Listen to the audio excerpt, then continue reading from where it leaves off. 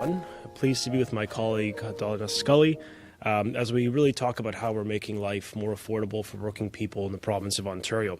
We know many families in this province need access to safe, affordable, quality childcare. For our children, childcare and early years programs play a critical role in supporting their learning, their development, their health, and their well-being. For parents, it's important that they can go to work with confidence that their children are being cared for. As we work to turn the page on COVID-19 and our broader recovery, childcare remains a priority for this government and this premier, which is why our government is investing up to $1 billion to create 30,000 new childcare spaces in schools over 5 years. Des services de garde des enfants abordables sont les priorités absolues de notre gouvernement. And in our 2019 budget, we introduced the CARE tax credit that provides families with up to 75% of their eligible childcare expenses, supporting many working parents with thousands of dollars in their pockets for their children. We believe firmly that parents deserve choice in the childcare that they choose that best meets the needs of their families. For that reason, we remain committed to creating more choice for families in childcare and early year settings, while also reducing red tape so that providers can focus on delivering that quality and affordable care for our youngest learners in this province. Donna and myself have heard firsthand how critical affordable childcare is to our economic recovery. Yet for many families, access to affordable programs are limited. Currently, authorized before and after school programs delivered by nonprofits like the Boys and Girls Club are restricted to operating no more than 3 hours per day, limiting the ability for these quality, safe programs that are often lower cost to serve working parents, including single parents, low income, and many other families that would use these programs if only government red tape didn't hold them back. And so the government will continue to focus on affordability as our top priority as we continue to drive an economic recovery where all workers, especially women, can return to their careers. Now, the changes we're announcing today will provide families with more access and expanded hours to affordable before and after school programs. Some of the providers eligible to operate with expanded hours will include the YMCA, the Boys and Girls Club, municipalities, First Nation Ontario Federation of Indigenous Friendship Centres. Also included are organizations delivered through Ontario's before and after school programs funded by the Ministry of Heritage, Sport, Tourism, Culture Industries. And stakeholders like the YMCA, like the Boys and Girls Club, strongly support this move. Now, I joined my colleague Laurie Scott last year in Kawartha Lakes where we met Krista. She told us that her husband had to give up full-time work as they did not have access to before and after school programs, denying him from labor market participation and threatening her family as ability to pay the bills. That is not right. And we promised her we would fix this. Laurie Scott, my colleague Jill Dunlop, Donna Skelly, Premier Ford, all of us believe so passionately that we must do everything possible to support women economic participation and success. For many working families, these programs are affordable. They're flexible options that provide quality care for their children when they need it most. This change is consistent with our overall objective of providing access that is affordable and that is safe. In addition to benefiting families, these amendments will support childcare providers by reducing their administrative and red tape burden. Childcare providers will be able to spend more time caring for children and their safety, not filling out unnecessary red tape and paperwork that undermines their productivity. The COVID-19 pandemic has had a profound impact on children, on families, on the entire childcare sector. As Minister of Education, the health and the safety and the well-being of the children and our families remains our foremost priority. These amendments today will further strengthen health and safety requirements, including enhancements to existing COVID-19 health and safety protections. We heard from parents about what they're looking for: safe, affordable, reliable childcare options. We heard from childcare providers and stakeholders about what they need, which is continued support and reduction in red tape for their operations. Childcare providers have been instrumental in keeping children safe. Shortly after the provincial emergency orders required the temporary closing of schools from in-person instruction, the childcare system quickly mobilized to deliver emergency childcare for eligible frontline workers at no cost to parents right at the beginning of the pandemic last year. I want to thank them for their incredible effort of so many childcare providers, of educators, providing the emergency childcare system. At its peak, it served an average of 5,000 children a day across 540 locations in this province. 5,000 children of frontline heroes were cared for because of your work and because of our partnership. And I sincerely thank all childcare professionals, including registered early childhood educators, for their unwavering commitment and their tremendous sacrifice they have made to provide support for these families. Despite the immense challenges of operating through a pandemic, they continue to lead our youngest learners through a defining time in their life. And our government recognizes this has not been easy on anyone. We appreciate the commitments.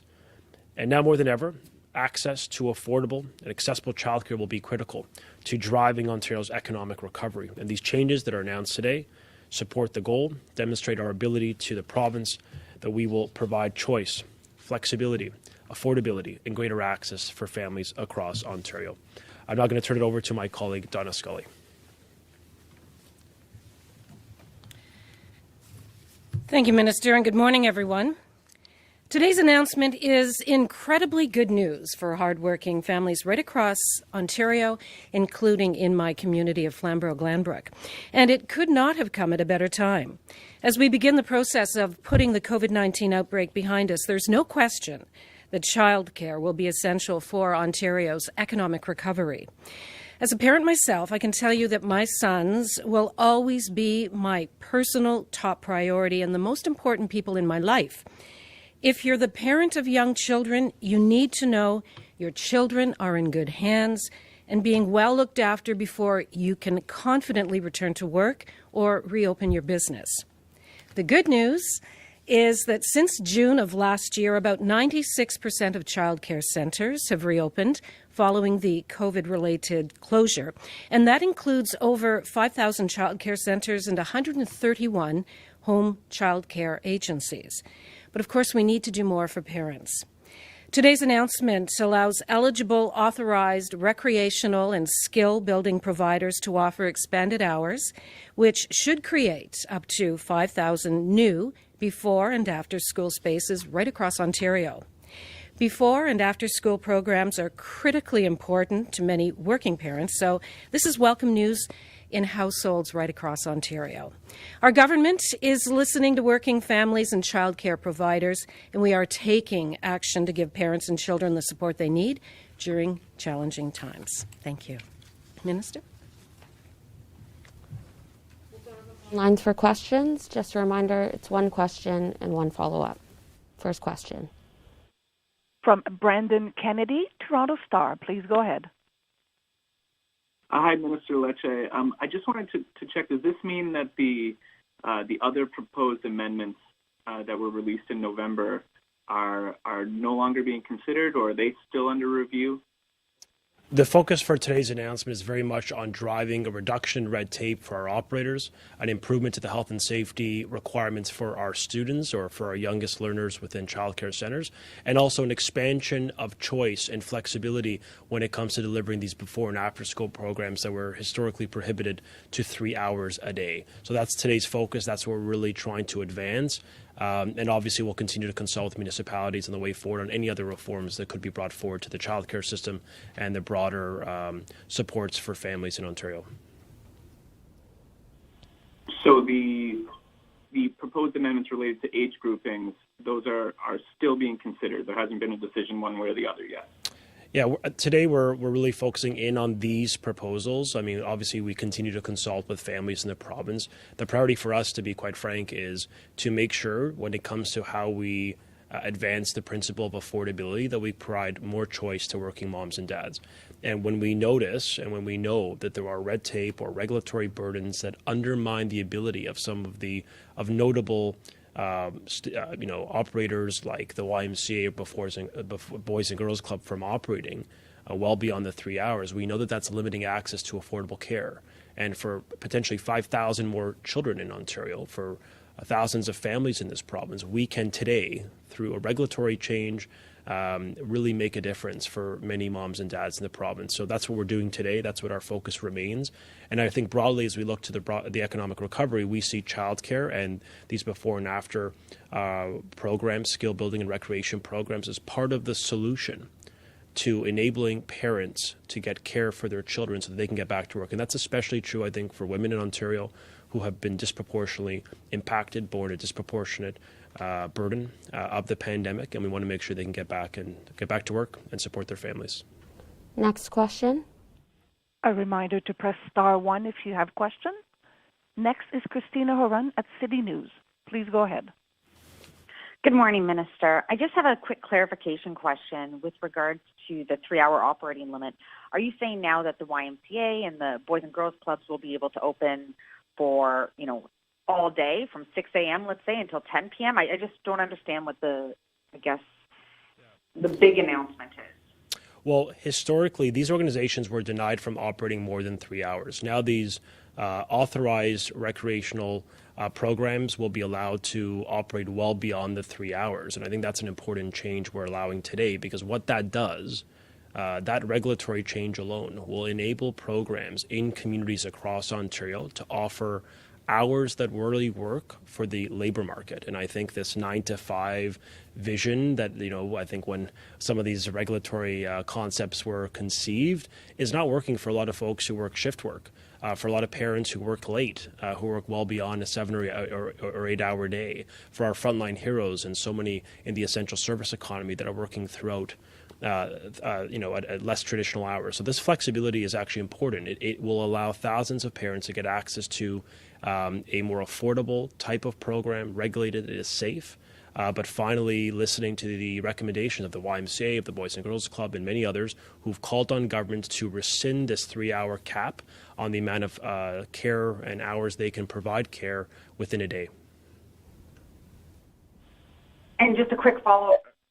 Do we know then that the YMCA and Boys and Girls Clubs are going to actually be expanding their hours as of March 8th?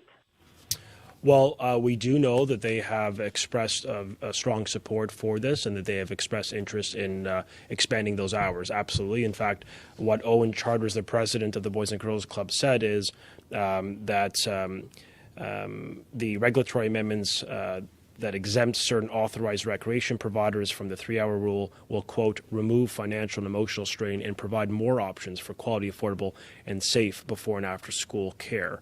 Putting families first is critical as we grapple with COVID-19. The vice president of the YMCA Greater Toronto Area, Linda Coates, said that the improvements coupled with efforts to reduce the administrative burden will allow our childcare teams to focus on what's most important, delivering high-quality early childhood education to all the families, children, and communities we serve, and applauded the changes that were announced today. So yes, I think we expect to see uptake from these organizations that have track records of providing excellence in care to expand those in the coming weeks, and that'll be promising for families in Ontario.